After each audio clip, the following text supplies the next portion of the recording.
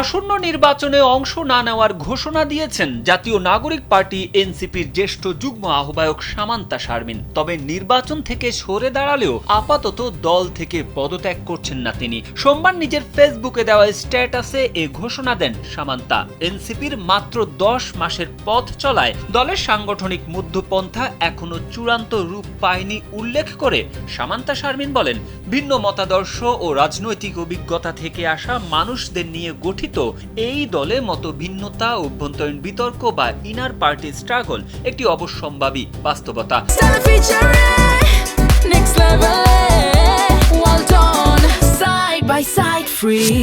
Facebook পোস্টে সামান্তা লিখেছেন, সাম্প্রতিক সময়ে নির্বাচনী কৌশল, বিশেষত জামায়াতে ইসলামীর সঙ্গে নির্বাচনী জোট ও আসন সমঝোতার প্রশ্নে পার্টির ভেতরে ভিন্ন ভিন্ন অবস্থান স্পষ্ট হয়েছে। আমি এই বিষয়ে আমার ভিন্ন মত প্রকাশ করেছি। জামায়াতের সঙ্গে জোট গঠনের সিদ্ধান্তকে সঠিক মনে করেন না জানিয়ে তিনি লিখেছেন, যেহেতু আমি এই জোট গঠনের সিদ্ধান্তকে সঠিক মনে করি না, আবার একই সঙ্গে পার্টি থেকেও এই মুহূর্তে আপাতত পদত্যাগ করছি না, তাই এনসিপি জামাত জোটের অংশ হিসেবে নির্বাচনে অংশগ্রহণ করা কিংবা জামায়াতের কাছ থেকে কোনো ধরনের সাংগঠনিক বা আর্থিক সহায়তা গ্রহণ করা আমার কাছে নৈতিকভাবে গ্রহণযোগ্য নয়। সে কারণেই আমি এই নির্বাচনে অংশগ্রহণ করছি না।